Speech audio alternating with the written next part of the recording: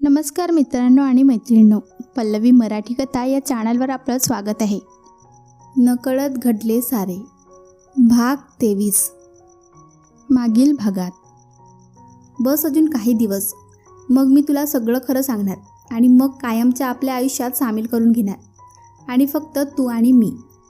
दिवसभर दोघेही आपल्या कामात होते, पण असं असताना देखील अभि अडून पियाला पाहत होता. तर इकडे पियाचं देखील हेच चाललं होतं. आता पुढे. संध्याकाळी पिया सगळं आवरून निघाली. सर मी निघते. पिया अभि काम करता करताच म्हणाला. तो काहीच म्हणत नाही म्हटल्यावर तिचं तोंड पडलं. तिला वाटलं की अभि पण येईल तिच्यासोबत. अजून काही वेळ तिला त्याच्यासोबत घालवता येईल. पण अभिच्या अशा वागण्याने तिचा मूड खराब झाला आणि मग ती काही न बोलता निघाली. तसं अभिने फाईलमधून डोकं बाहेर काढलं आणि तिच्याकडे पाहिलं तर ती तोंड पाडून निघाली होती. तिला तसं पाहून अभिला तिची मस्करी करण्याचा मूड झाला आणि मग त्याने तिला आवाज दिला, पिया. अभि. तसं तिने पटकन वळून त्याच्याकडे पाहिलं. तुला लक्षात आहे ना तुला काय काम करायचं आहे? अभिने थोडं सिरियस होत विचारलं. कशाबद्दल विचारताय? पियाने न समजून विचारलं. तुला सांगितलं ना की सगळी तयारी तुला करायची आहे, त्याचाच विचार कर. अभि स्वतःचे हसू कंट्रोल करत म्हणाला. ओके करते विचार. पिया जरा रागातच म्हणाली आणि पाय आपटत बाहेर निघून गेली. ती गेल्यावर अभि मोठ्याने हसू लागला आणि म्हणाला, माझी चिटका बिब्बा. आणि पुन्हा अभि आपल्या कामात गुंतला. पण सारखा पियाचा चेहरा डोळ्यासमोर येत होतं. त्याला खूप अस्वस्थ वाटत होतं. काहीतरी आपल्या हातून निसटून जात आहे, काहीतरी गमावणार आहोत असं सतत वाटत होतं. पण असं का? खूप वेळ तो विचार करत होता. पण ती आज रागावून गेली आहे म्हणून कदाचित असं वाटत असेल. म्हणून आज घरी जाताना तिच्या घरी जायचं आणि जाताना तिच्या फेवरेट आईस्क्रीम घेऊन जायचं. म्हणजे आईस्क्रीम पाहून तिच्या रागाही वितळून जाईल असा विचार करून त्याने पुन्हा स्वतःला कामात गुंतवलं. कदाचित ती रागावून गेली असेल. पिया बाहेर आली तर काका तिच्यासाठी थांबले होते. ती येताच काकांनी गाडी घराच्या दिशेने वळवली. पिया मात्र अजूनही रागातच होती. कसे आहेत हे सर? यांना माझ्या मनातलं अजिबात कळत नाही. ऑफिसमध्ये आल्यावर दिवसभर काम आणि मग काय संध्याकाळी घरी. सगळे म्हणतात त्यांचे माझ्यावर प्रेम आहे, पण मग ते का सांगत नाहीत? ते कधी त्यांचे प्रेम व्यक्त करणार? पिया मनातच विचार करत होती. गाडी पुढे चालली होती. अचानक एके ठिकाणी गाडी थांबली. तशी पियाची तंद्री भंगली आणि ती भानावर आली. बाहेर बराच अंधार पडला होता. तसं तिने काकांना विचारलं, काय झालं काका? गाडी का थांबवली? मॅडम ते समोर. ड्रायव्हर काका समोर हात दाखवत म्हणाले. आणि मग पियाने समोर पाहिलं तर समोर रस्त्याच्या मध्ये एक माणूस उपडा पडला होता. त्याचा चेहरा दिसत नव्हता. त्याच्या आजूबाजूला रक्त सांडलं होतं. तर दुसऱ्या बाजूला एक बाईक तुटलेल्या अवस्थेत पडली होती. तसे दोघेही घाबरले. काका कोणाचा ॲक्सिडेंट झाला आहे का? पियाने घाबरत विचारलं. असंच वाटतंय मॅडम, पण तुम्ही घाबरू नका. इथेच बसा, मी बघून येतो. आणि मी येईपर्यंत तुम्ही गाडी लॉक करून बसा, काका काळजीने पियाला सांगत होते. ओके. पियाने देखील त्यांना होकार दिला आणि काका गेले तसं पियाने गाडी आतून लॉक केली आणि डोळ्यात प्राण आणून बाहेर काय चाललं आहे हे पाहू लागली. काका हळूहळू त्या माणसाजवळ गेले आणि घाबरतच त्यांनी त्या माणसाला आपल्या बाजूला वळवलं आणि पाहिलं तर त्या माणसाचा चेहरा रक्ताने माखला होता आणि तो काकाकडे पाहून विचित्रपणे हसत होता. तसे काका घाबरले. त्यांना कळले की हा काहीतरी ट्रॅप आहे. आणि मग ते परत उलट्या दिशेला म्हणजे गाडीच्या दिशेला पळू लागले. आणि इथे पिया गाडीत बसून काय चाललंय हे पाहत होती. तिने काकांना पळत येताना पाहिलं. काही क्षण काय चाललंय हे तिला कळत नव्हतं आणि ती खूप घाबरली होती. काहीतरी मोठा प्रॉब्लेम आहे हे एव्हाना तिच्या लक्षात आलं होतं. तिने काकाकडे पाहिलं तर तिला तिथेच थांबण्याचा इशारा करत होते. काका खूप कष्टाने धावत होते आणि पियाला त्यांची ही धडपड कळत होती. पण ते थोडं पुढे आले असतील तेवढ्यात अजून काही माणसं त्यांच्या अवतीभोवती जमा झाले आणि त्यांनी काकांना मारायला सुरुवात केली. तशी पिया खूप घाबरली आणि ती गाडीच्या बाहेर येणार इतक्यात काका ओरडून म्हणाले, मॅडम काही झालं तरी तुम्ही बाहेर येऊ नका, साहेबांना फोन करा. तसं पियाला रडू यायला लागलं. काका मार खात असताना देखील तिची काळजी करत होते. तिला काकासाठी खूप वाईट वाटत होतं. तिने रडतच आपल्या पर्समधून कसा तरी मोबाईल बाहेर काढला आणि थरथरत्या हाताने अभिला कॉल करण्याचा प्रयत्न करत होती. एकीकडे काकांना मार खाताना पाहून तिला अजून रडू येत होतं, तर दुसऱ्या बाजूला थरथरणाऱ्या हाताने कॉल लावायचं देखील तिला जमत नव्हतं. तिने कसं तरी कॉल लिस्ट काढली आणि अभिला कॉल लावणार इतक्यात गाडीच्या काचेवर कोणीतरी जोराची धाप मारली आणि त्याच गडबडीत तिच्या हातून मोबाईल खाली पडला आणि तिने घाबरून पाहिलं तर एक मांसधारी माणूस तिच्याकडे पाहून काचावर जोरात धाप मारून तिला काच उघडण्यासाठी सांगत होता.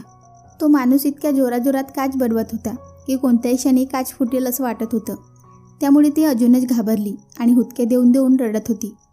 इतक्यात पुन्हा एक मोठा आवाज झाला आणि गाडीची काच फुटली आणि त्याचबरोबर पियाने किंचाळी फोडली आणि मग त्या मांसधारी माणसाने गाडीचा दरवाजा उघडून तिला जवळजवळ ओढूनच बाहेर काढायचा प्रयत्न करत होता. पण पियाने पूर्ण तकदीनिशी त्याला धक्का दिला आणि दुसऱ्या बाजूने बाहेर येऊन सैराबाहेर पडू लागली आणि त्याचबरोबर तो मांसधारी माणूससुद्धा तिच्या मागून पडू लागला. पण आधीच घाबरलेली पिया त्या मांसधारी माणसाला तिच्या मागे असं पडताना पाहून ती अजून गर्भगडीत झाली आणि मग पडताना तिचे शरीर तिचं साथ देत नव्हतं. इकडे काका देखील मार खाऊन बेजार झाले होते. ते तिथेच जमिनीवर झोपून पियाकडे पाहत होते. आता पियाच्या मागे अजून 2-3 माणसे पडत होती आणि ती त्यांच्यापासून वाचण्यासाठी धडपडत होती. थोड्या वेळाने त्या माणसाने तिला घेरले आणि मग मात्र पियाचा उरला धीरही खचला. ती आता मोठ्याने रडू लागली होती. भरल्या डोळ्यांनी ती त्या माणसाकडे बघत होती. हात जोडून सोडवण्यासाठी विनवणी करत होती. पण त्या माणसामध्ये कुणालाही तिची दया येत नव्हती. तेवढ्यात अजून एक मांसधारी माणूस तिथे आला आणि तसे बाकी सगळे शांत बसले आणि मग तो माणूस क्रूरपणे हसला.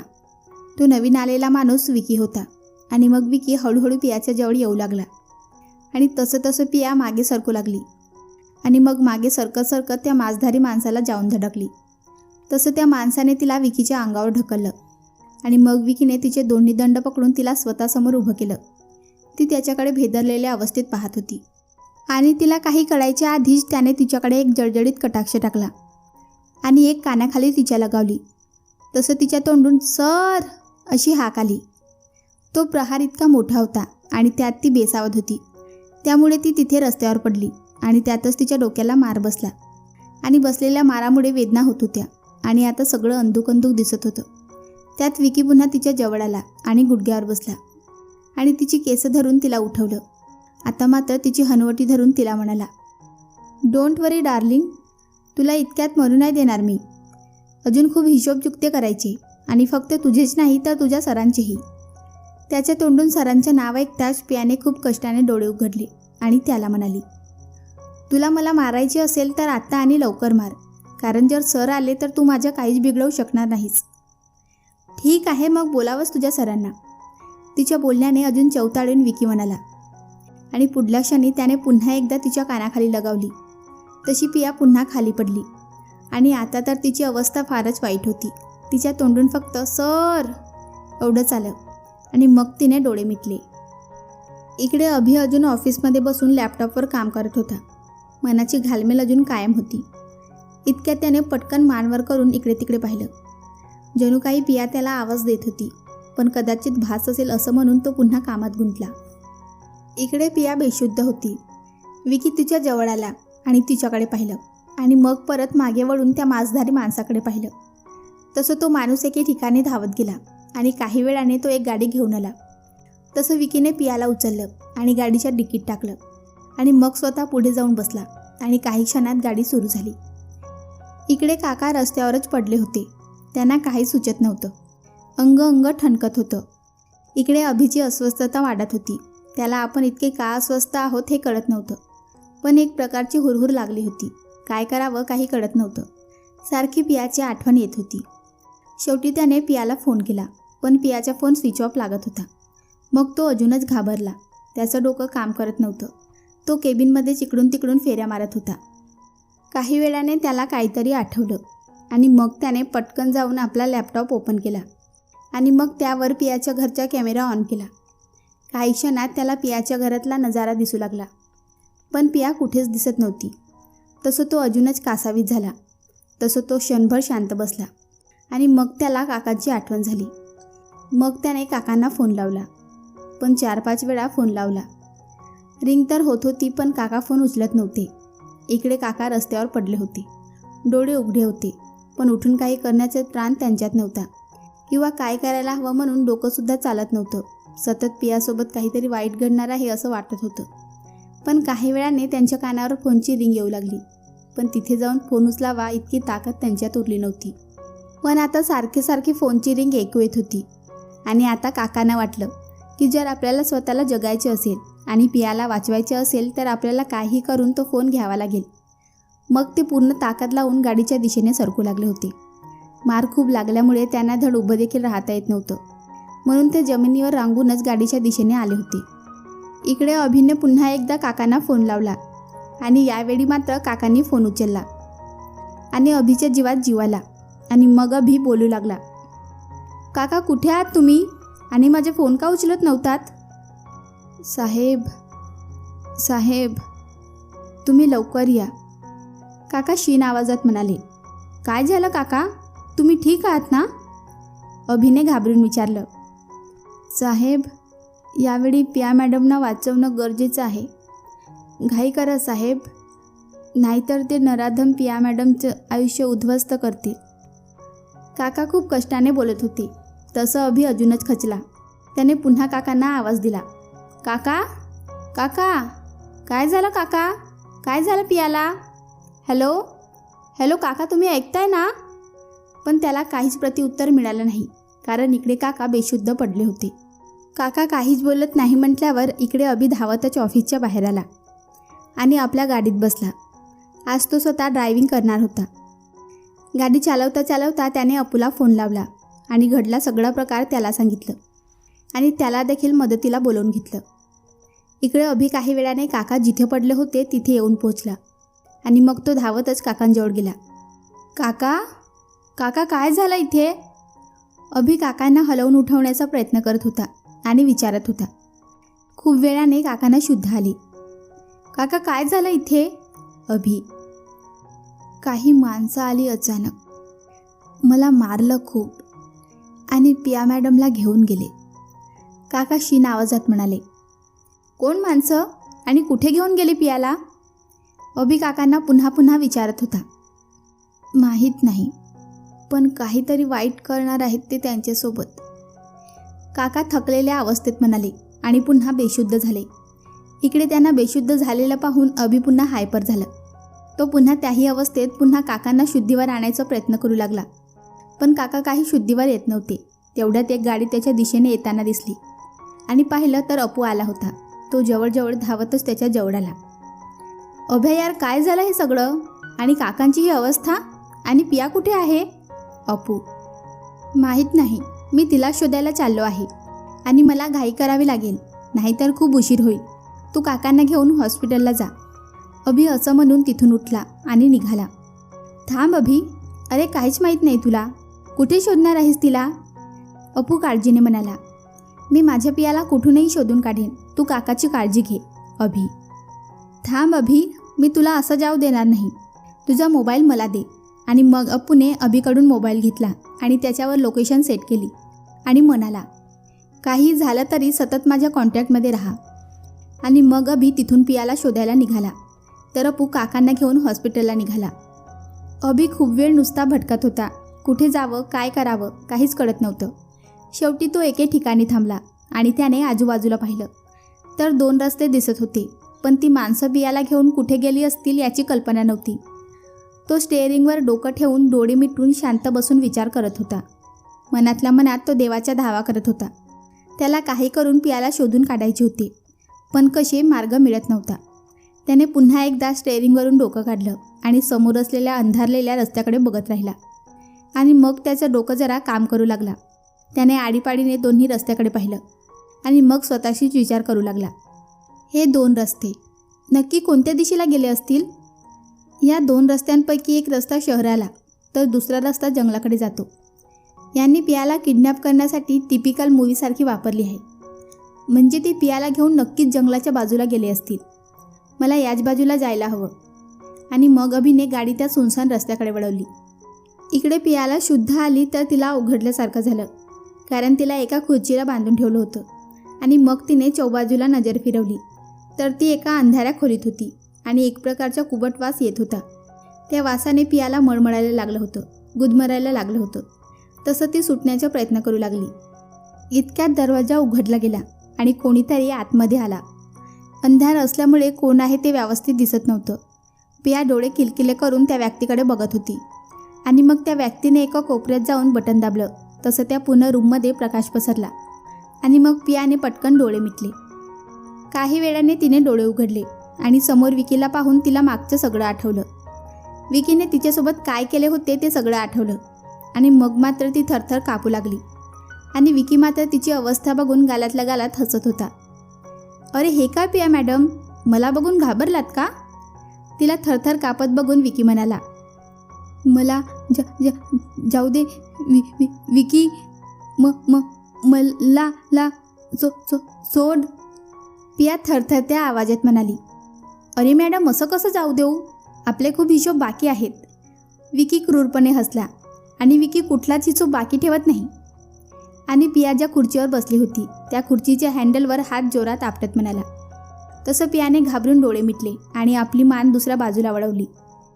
अरे काय हे पिया मॅडम, एवढ्यातच घाबरलात? आपल्याला अजून खूप गमती जमती करायची आहेत. आता मात्र पिया अजूनच घाबरली. पूर्ण शरीर घामाने चिंब भिजलं होतं. विकी मात्र तिच्या अवतीभोवती फिरत तिच्या अंगाला हात लावत होता आणि पिया मात्र अंग चोरत होती. मला प्लीज जाऊ दे विकी, मी तुझं काय बिघडवलं? पिया रडत रडत विकीला सोडवण्यासाठी विनवणी करत होती. तुला सोडून देऊ? आणि का? माझे आयुष्य बर्बाद केलं तुझ्यामुळे. मला लपून छपून जगावं लागलं म्हणून, वेळेला उपाशी राहावं लागलं, तर कधी चोरी करून स्वतःचं पोट भरावं लागलं. आणि हे सगळं कोणामुळे? तर फक्त आणि फक्त तुझ्यामुळे. आणि तरी तू म्हणते की मी तुला सोडून द्यावे? नाही, अजिबात नाही. माझे झालेल्या अपमानाचा बदला घेणार आणि तुला त्याची शिक्षा भोगावी लागणार. विकी तावातावाने बोलत होता आणि त्याच नादात त्याने पियाला खुर्चीसकट ढकललं आणि मग पिया कणवाळू लागली. आणि मग पुन्हा तो तिच्या जवळ आला आणि तिला सोडू लागला. काही वेळात त्याने तिला दोऱ्यातून मुक्त केलं आणि मग पुन्हा केसांना धरून उभं केलं. पिया कणवळत होती. प्लीज विकी, सोड मला. का? त्रास होत आहे? असाच त्रास गेले काही दिवस मी भोगत आहे. आजपासून तू भोगणार आहेस.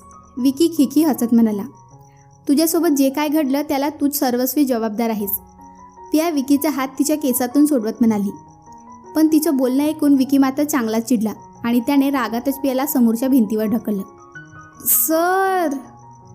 पियाच्या तोंडून वेदनादायी किंचाळी बाहेर आली. तसं विकी पुन्हा तिच्या जवळ आला आणि त्याने तिचे केस पकडले आणि तिच्या कानाखाली मारू लागला. त्याचं नाव घेऊन तो येणार नाही तुला वाचवायला, आणि तो आला तरी त्याच्या हाती तुला लागूच देणार नाही. आणि मग त्याने पुन्हा तिला मारायला सुरुवात केली. आता पिया खूप थकली होती मार खाऊन. आता उभं राहण्याचं अवसान देखील तिला उरलं नव्हतं. आणि याचाच फायदा घेऊन विकीने तिची ओढणी ओढली. तशी पिया पटकन सतर्क झाली आणि तिने सगळी ताकद एकवटून विकीला धक्का दिला आणि ती सरळ रूमच्या बाहेर पळाली. तसं विकी देखील तिच्या मागून पडू लागला. थांब पिया, तू काही केलास तरी तुझी माझ्या हातून सुटका नाही. आणि पिया एका वेगळ्या खोलीकडे पळाली. सगळ्याच खोल्यांमध्ये बुडूक अंधार होता आणि मग पिया त्यातल्या एका खोलीत लपून बसली आणि विकीची मात्र शोधमोहीम सुरू होती. इकडे अभि त्या भयानंदारात गाडी पळवत होता. खूप वेळ झाला तरी त्याला कुठेच काही हालचाल जाणवत नव्हती. अजून पुढे गेल्यावर त्याला जंगलाच्या एका भागात काही हालचाल दिसली. तिथे एक जुने घर होतं. पिया इथे असू शकते या विचाराने त्याने गाडी एका झाडाच्या मागे कोणाला दिसणार नाही अशी पार्क केली आणि तो गाडीतून उतरून झुडपातून लपत लपत त्या घराच्या दिशेने निघाला. थोडं पुढे जाताच त्याला घराच्या अवतीभोवती काही माणसं पहारा देताना दिसली. मग तो हळूहळू त्या माणसाच्या दिशेने सरकू लागला आणि मग हळूच एका माणसाजवळ गेला. तो माणूस बेसावध होता, पण अचानक त्या माणसाला अभिची चाहूल लागली आणि तो माणूस पटकन वळला. पण तो अभिला काही करेल याआधीच अभिने पटकन त्याची मान पकडली आणि दुसऱ्या बाजूला वळवली. त्याचबरोबर एक आवाज झाला आणि तो माणूस एका पुतळ्यासारखा जमिनीवर कोसळला. तसं अभिने त्याला खेचून बाजूला केलं आणि मग तो अजून पुढे सरकला आणि मग तिथे अजून एक माणूस पहारा देत होता. अभिने मागून जाऊन त्याचे तोंड दाबलं आणि त्याच्या डोक्यावर मेंदूच्या जागी एक जोराचा प्रहार केला आणि अशात तो माणूस कायमचा शांत झाला. असं करत करत अभि एक एक करून बऱ्याच माणसांना मारून पुढे जात होता. इकडे पिया अजून लपून बसली होती आणि विकी तिला शिकारी कुत्र्याप्रमाणे शोधत होता. पिया त्या अंधारात एका आडोशाला लपली होती आणि हुंदके देत होती. तेवढ्यात तिथे विकी आला आणि विकीला ऐकू जाऊ नये म्हणून आपलं तोंड दाबून स्वतःचा हुंदका आवरत होती. विकीने काही क्षण तिला आवाज दिला आणि मग तो परत जायला वळला. तो गेला आहे असं समजून पियाने तोंडावरून हात काढला आणि डोळे मिटून मोठ्याने श्वास घेतला आणि काही क्षणात डोळे उघडले तर समोर विकी उभा होता आणि तो तिच्याकडे पाहून क्रूरपणे हसत होता. आता मात्र पियाची अवस्था खूपच वाईट झाली. विकीने ओढतच तिला बाहेर आणलं आणि पिया मात्र स्वतःची सुटका करण्यासाठी तडफडत होती. त्याला मारत होती, नखाने त्याला ओरबाडत होती. असं वाटलं तुला आधी बर्बाद करावं, माझं राहिलेलं काम पूर्ण करावं आणि मग तुला असं मरण द्यावं की तुझा आत्मासुद्धा तुझं प्रेत बघून घाबरेल. पण आता नाही, तुला जास्त वेळ जिवंत ठेवून काही फायदा होणार नाही. आणि मग त्याने एक गन काढली आणि पियासमोर धरली. आता पियाने भीतीने आवंढा गिळला. आता आपलं मरण जवळ आलं आहे. पण याही क्षणाला तिला फक्त आणि फक्त अभिला बघायचं होतं. पण विकीच्या हाती लागून स्वतःचे आयुष्य बर्बाद करून घेण्यापेक्षा तिला मरण योग्य वाटत होतं. आणि मग तिने डोळे मिटले आणि मनातल्या मनात एकदा देवाला नमस्कार केला. आणि माझ्या अभिसरांना आयुष्यात कोणताच दुःख देऊ नकोस, त्यांना सदैव आनंदी ठेव, अशी एक छोटीशी मागणी तिने देवाकडे मागितली. पण तिला कुठे माहीत की त्याच्या चेहऱ्यावर आनंद तेव्हाच येईल जेव्हा ती त्याच्यासोबत असेल. आणि मग डोळे मिटून ती अभिसोबत घालवलेले आनंदी सुंदर क्षण आठवू लागली. आणि तेवढ्यात एक मोठा आवाज झाला आणि पिया स्तब्ध झाली. गोळी चालल्याचा आवाज झाला आणि आता आपण संपलो या विचाराने पिया डोळे मिटून उभी होती. काही झालेच नाही. आपल्याला गोळी लागूनसुद्धा काही वेदनाच झाली नाही. म्हणून पियाने डोळे मिटून स्वतःच्या शरीराला हात लावला. पण कुठेच काही वेदनाच जाणवली नाही. आणि मग तिने हळूच डोळे उघडले आणि समोर पाहिलं तर अभि होता. तसं तिच्या चेहऱ्यावर आनंद पसरला. आणि मग तिने भरल्या डोळ्यांनी अभिकडे पाहिलं. अभि देखील भरल्या डोळ्यांनी तिच्याकडे पाहत होता आणि क्षणात तिचा आनंद मावळला. तिच्या चेहऱ्यावरचं हसून आईचं झालं, कारण अभि तिच्या आणि विकीच्या मध्ये उभा होता आणि गोळीचा आवाज तिला आला होता. मग गोळी कोणाला, ती अजून काही विचार करणार या आधीच अभि पडणार. इतक्यात तिने पुढे जाऊन त्याला सावरलं आणि आपल्या मिठीत घट्ट पकडलं आणि जोरात ओरडली, सर सर. आणि अभि तिच्या मिठीत होता. तिने त्याला मागच्या बाजूने घट्ट पकडलं होतं. त्याच्या पाठीवर तिचा हात जाताच तो कणवळला. तिलाही काहीतरी चिकट चिकट आणि उष्ण हाताला लागलं आणि पाहिलं तर तिचा हात रक्ताने माखला होता. तसं तिने घाबरून पुन्हा त्याला आवाज दिला, सर सर, प्लीज डोळे उघडा. आणि हे काय केलं तुम्ही? तुम्ही का आला तिथे? पिया रडून रडून अभिला विचारत होती. तसं अभिने डोळे उघडले आणि पियाकडे पाहून अगदी क्षीण आवाजात म्हणाला, तू ठीक आहेस ना? सर सर, तुम्ही काही बोलू नका, तुम्हाला त्रास होईल. पिया अजून देखील हुंदके देऊन देऊन बोलत होती. पिया पिया, तू तू रडू नकोस. अभि खूप कष्टाने बोलत होता. सर सर, तुम्ही काळजी करू नका, तुम्हाला काही होणार नाही, मी आलेच. कोणाची तरी मदत बघते. आणि मग तिने अभिला मोठ्या मुश्किलीने जमिनीवर ठेवलं आणि कोणाची मदत मिळते का म्हणून बाहेर गेली. बाहेर जाता जाता सुद्धा ती सतत मागे वळून बघत होती. आता त्या सुनसान भागात दोघेच होते. अभि आला तेव्हा विकी पळून गेला होता. ती धावत होती, ओरडत होती, मदतीसाठी हाक मारत होती. पण तिथे मदत तरी कोण करणार म्हणा. इतक्यात एक गाडी येताना दिसली. गाडीत कोण असेल, तो आपली मदत करेल की नाही, आपल्याला काही नुकसान तर करणार नाही ना, हे सगळे विचार मनात आले. पण त्यापेक्षा गाडीत जो कोणी असेल त्याने या वेळेला अभिचे प्राण वाचवावे आणि त्यासाठी ती काहीही करायला तयार होती. आणि हाच विचार करून ती त्या गाडीसमोर गेली आणि गाडीवाल्याने करकचून ब्रेक मारला. ती डोळे बंद करून तिथेच उभी होती. पिया, एक ओळखीचा आवाज कानावर पडला आणि पियाने डोळे उघडले. अपू सर, पिया रडतच म्हणाली आणि पटकन त्याच्या मिठी शिरली आणि हुंदके देऊन रडू लागली. पिया बाळा, घाबरू नकोस, मी आहे इथे तुझ्यासोबत, तू ठीक आहेस ना? अपू प्रेमाने काळजीने पियाची विचारपूस करत होता. मी ठीक आहे, पण अभि सर, ते पियाला त्या अवस्थेत बोलायला जमत नव्हतं. पिया पिया, काय झालं अभिला? कुठे आहे तो? बोल लवकर. अपू अभिच्या काळजीने अस्वस्थ होत म्हणाला. मग पियाने त्याच्या हाताला धरलं आणि त्या ठिकाणी त्याला ओढतच घेऊन गेली. अपू, पिया आणि गाडीचा ड्रायव्हर जेव्हा तिथे आले तेव्हा अभि रक्ताच्या थारोड्यात पडला होता आणि त्याची शुद्ध तर केव्हा हरपली होती. अभि! अपू धावतच अभिजवळ गेला आणि त्याला आपल्या मिठीत घेतलं आणि मग त्याच्या गालावर थोपटवून त्याला शुद्धीवर आणण्याचा प्रयत्न करू लागला. अभ्या यार, डोळे उघड. साहेब साहेब घाई करायला हवी. अभि साहेबांना हॉस्पिटलला न्यायला हवं. आतापर्यंत शांतपणे ऐकणारा ड्रायव्हर पहिल्यांदा बोलला. तसं अपू आणि पियाने होकारार्थी मान हलवली आणि मग अपू आणि ड्रायव्हरने अभिला आणून गाडीत बसवलं. पिया, तू मागे बस अभिसोबत आणि मला तुझी ओढणी देशील का? अपूने जरा घाबरतच पियाला विचारलं. पियाने मागे पुढे विचार न करता सरळ ती ओढणी काढून अपूच्या हातात दिली. अपूनेही फारसा विचार न करता अभिला गोळी लागलेल्या जागी बांधली, जेणेकरून रक्तप्रवाह थोडा कमी होईल. अभि बेशुद्ध होता, तर पिया त्याच्या जखमेचे रक्तप्रवाह थांबवण्याचा प्रयत्न करत होती. काही वेळाने अपूने निशाला कॉल केला. निशाने फोन उचलला आणि त्याचं काही न ऐकताच बोलायला सुरुवात केली. अरे अपू, कुठे आहेस? आणि अभि कुठे आहे? मगाशी काही नीट बोलला नाहीस. मला नीट सांगशील का काही? तू शांत होशील का आधी, तर मी तुला काही सांगू शकेन ना. अपू, सॉरी बोल. निशा थोडं वरमून म्हणाली. एक काम कर, तुझी मेडिकल टीम घेऊन अभिच्या घरी पोहोच. अपू, मेडिकल टीम का? काय झालं? तू अभि पिया ठीक आहात ना? निशाने थोडं घाबरून विचारलं.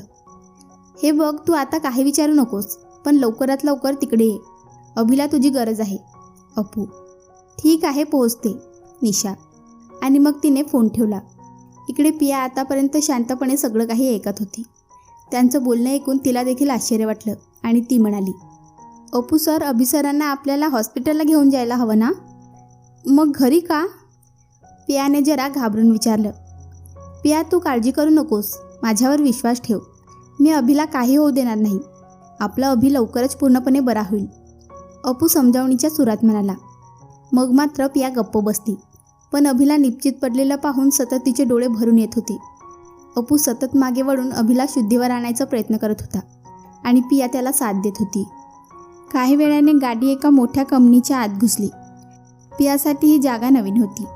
जागी जागी गन घेऊन उभे असलेले बॉडीगार्ड पाहून तिला खूप आश्चर्य वाटलं, कारण अभिच्या अवतीभोवती तिने नेहमी बॉडीगार्ड पाहिले होते, पण त्याच्या घराभोवती एवढे गार्ड का? पण या सगळ्या गोष्टीचा फारसा विचार तिने केला नाही, कारण तिच्यासमोर रक्तळलेला अभि होता. पुढे काही अंतरावर गाडी थांबली आणि अपू पटकन गाडीतून उतरला आणि मग त्याने पटकन गार्ड्सला आवाज दिला. गार्ड्स? अपू. तसे काही गनधारी गार्ड्स धावत आले आणि मग त्याने अभिला बाहेर काढलं आणि मग सरळ बंगल्याच्या आत घेऊन आले. अपू आणि पिया देखील त्यांच्या मागे आले. आत निशा आणि तिची टीम तयारच होती. त्यांची ही गडबड ऐकून घरातले सगळे नोकरचाकर पारू मावशी बाहेर आले आणि अभिला या अवस्थेत पाहून सगळेच अवाक झाले. अभिला बंगल्याच्या एका विशिष्ट रूममध्ये नेलं. पिया देखील त्याच्या मागे जाऊ लागली. तेवढ्यात अपू तिच्या जवळ गेला आणि तिला धरू लागला. पिया, थांब, तू तिकडे जाऊ नकोस.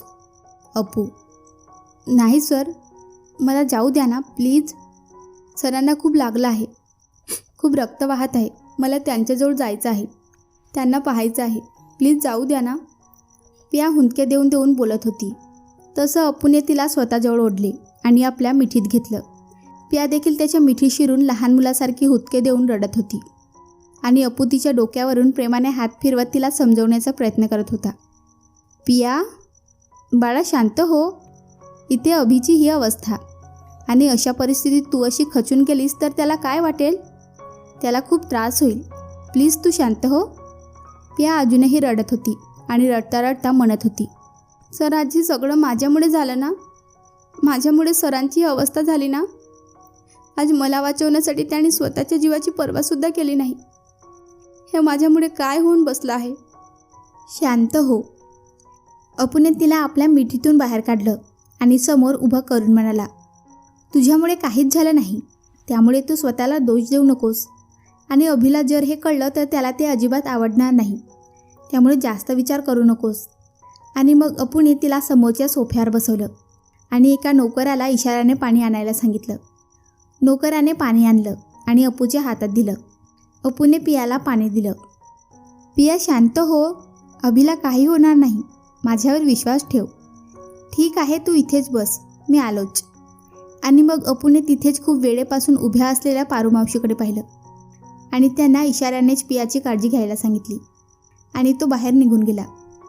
तो बंगल्याच्या बाहेर आला आणि मग त्याने एक नंबर डायल केला. 2-3 रिंगनंतर फोन उचलला गेला. हॅलो, इन्स्पेक्टर, मी लॉयर अपूर्वा बोलतोय, अभिचा लीगल ॲडवायझर आणि पार्टनर. कोण अपूर्व आणि कोण अभि? इन्स्पेक्टर जरा मास्क दाखवत म्हणाला. अभिमन्यू पाटील, अपू जरा धारदार आवाजात म्हणाला. स स स सर, तू तू तू तू अभिचे नाव ऐकताच इन्स्पेक्टरची बोबडी चढली. पटली का खात्री की अजून काही ओळख सांगू? अपू, नाही नाही साहेब, नको, मला पूर्ण खात्री आहे. बोला ना, काय काम आहे? इन्स्पेक्टर, तर एक. आणि मग अपूने इन्स्पेक्टरला सगळी हकीकत सांगितली आणि मग म्हणाला, कळलं आता काय काम करायचं आहे ते? हो, सगळं कळलं साहेब, तुम्ही काळजी करू नका, मी सगळं काम व्यवस्थित करेन. इन्स्पेक्टर, आश्वासन नको, रिझल्ट हवा आहे. आणि हे काम माझे नाही तर अभिचे समजून करायचं आणि ते चोख झाला पाहिजे. अपूने इन्स्पेक्टरला सगळं समजावून फोन ठेवला आणि परत आत आला. तो आत आला तेव्हा पिया अस्वस्थपणे एरझाऱ्या घालत होती.